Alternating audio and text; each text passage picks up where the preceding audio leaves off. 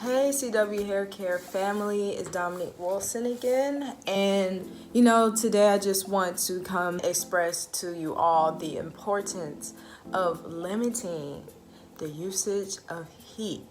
Now, so I haven't put heat on my hair for 4 years, and honestly I can tell the difference, and in this video I'm going to tell you why limiting the use of heat is so important. No matter your hair texture, what kind of hair you have, it does not matter. Too much heat can damage your hair. So the signs of heat damage is you will see dry ends, limp strands, split ends, and even your curl pattern, the texture is off.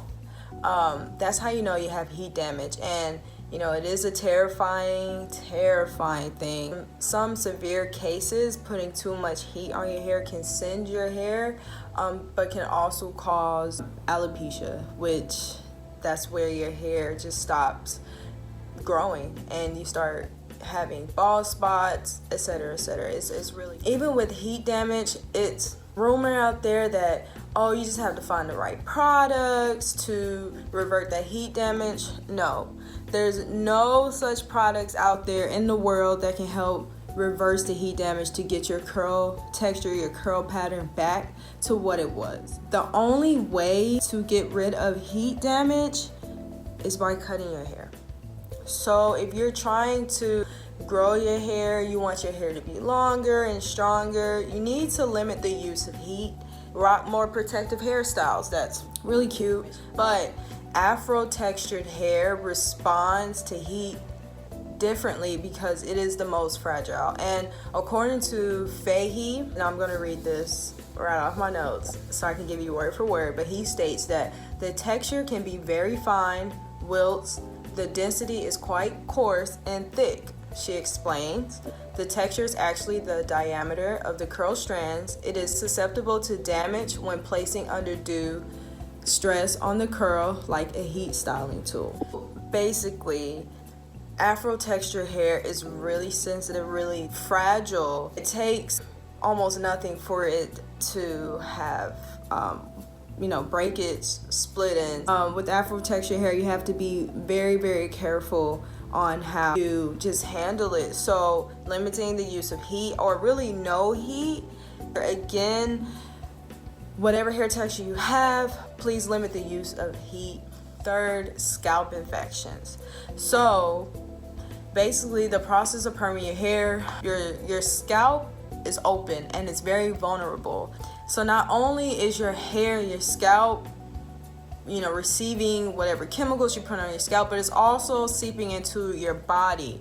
This leads to fibroid tumors. Now, there are evidence of this, but even with perms, or there are some products that can lead to fibroid tumors, is because of the chemicals that are in it. That's why it's very important to use natural hair care products to limit the putting chemicals into your body that can cause another alter effect down the line. Now again, like I said, when you are applying a perm, you have to apply it to your roots, but over time it works its way down, and with applying it to the roots and it works its way down to your ends, it can cause split ends. Prepping your hair for heat, if you do decide, you know what, I'm not gonna listen to Dominique, I love my hair straight too much, I'm still gonna use a flat iron or get my hair relaxed, whatever, do you. I just want to tell you some things that you can do to prep your hair for heat and just ways to limit the damage, okay?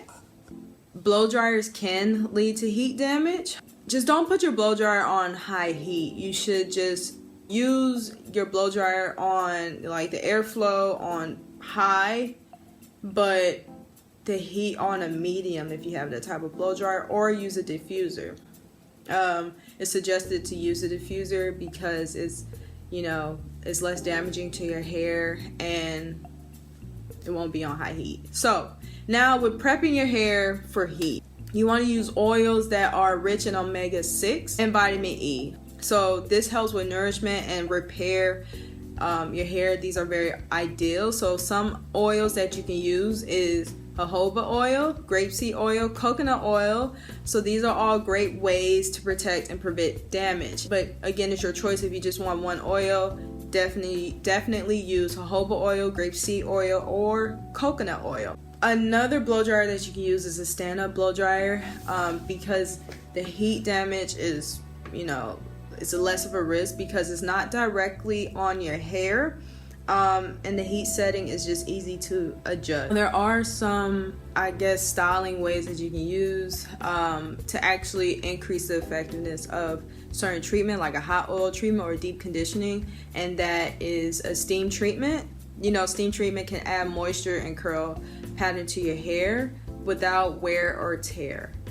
So steam treatment is really good. Again, it's not something that is directly on your hair strand. It's very effective for treatment if you're doing deep conditioning or hot oil treatment. Ways to limit the damage is that, one, you want to make sure that you're using the best tools for heat. So you want to have the best flat iron, the best, let's say, blow dryer, etc. You want the best tools, so that means sometimes you might have to spend this, but it's better to spend some money than to get heat damage and having to start over and cut your hair. Also, be certain that your tool is easily adjusted for the heat. You want to make sure that you can easily adjust the heat to medium heat, low heat. Again, stay away from high heat. I might mispronounce this company's name. Ouidad, O-U-I-D-A-D. Now, one of the experts did recommend on putting a light cotton handkerchief between your hair and the flat iron to protect your hair from singeing. So if you know of this tactic and you know that it works, please comment down below and explain why putting a light cotton handkerchief between your hair and the flat iron to protect your hair from singeing, why that works. I would love to know, and I'm sure everyone else would love to know. And again, I just want to remind you that heat damage can never be reversed. Just basically, if you have heat damage, you just have to grow it out little by little and just cut the damaged hair out. Again, going back to the article, according to Fahey, a person usually encounters heat styling damage because they may be working with a hot tool that does not have a temperature gauge on it, or the heat is turned up too high. Remember, I said stay away from high heat. They may not be using a primer with the heat protected in their hair. So again, some oils, or like that expert said, the cotton handkerchief. Or they may be simply placing heat on hair for too long, causing hair to overheat and essentially cause damage. Now you are more aware of what not to do, so you can prevent heat damage in the future. But again, I just want to remind you that hair grows longer and stronger without heat. So if these are your goals to have your hair grow longer and stronger, I say limit the use of heat. If not, stop using heat, okay? Also, I want to add that the only heat I use is a hot cap for my hot oil treatment. And I sit under it for like 30 minutes to an hour and just let the oil seep down into my hair.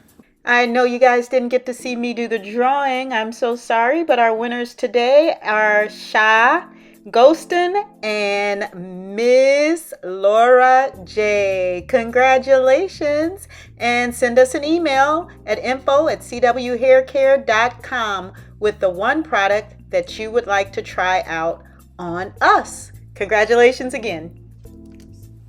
So please comment down below. Let me know your thoughts.